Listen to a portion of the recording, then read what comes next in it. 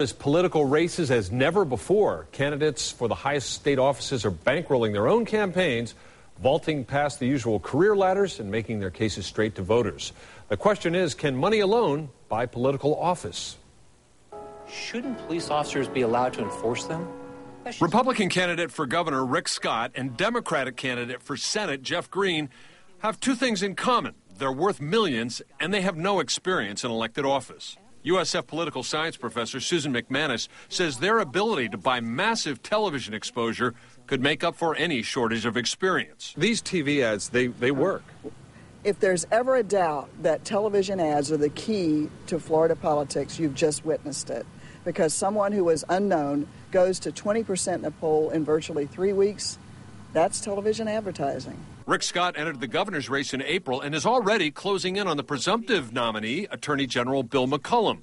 Scott is on target to spend $30 million just for the primary. His ability to spend his own money and his willingness to do so was really what prompted my decision to get out of the race. State Senator Paula Dockery spent about $300,000 of her own money as a Republican gubernatorial candidate before dropping out.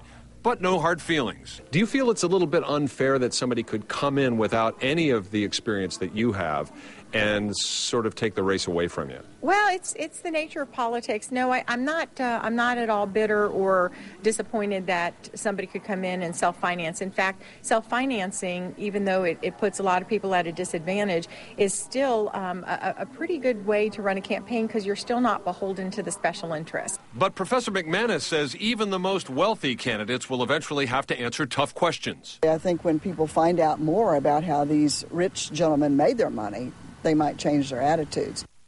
The Rick Scott campaign told me today that Paula Dockery was not a viable candidate because the chairman of the Republican Party supported her opponent, Bill McCollum. They say it wasn't their fault. They also touted Rick Scott's financial independence as a virtue.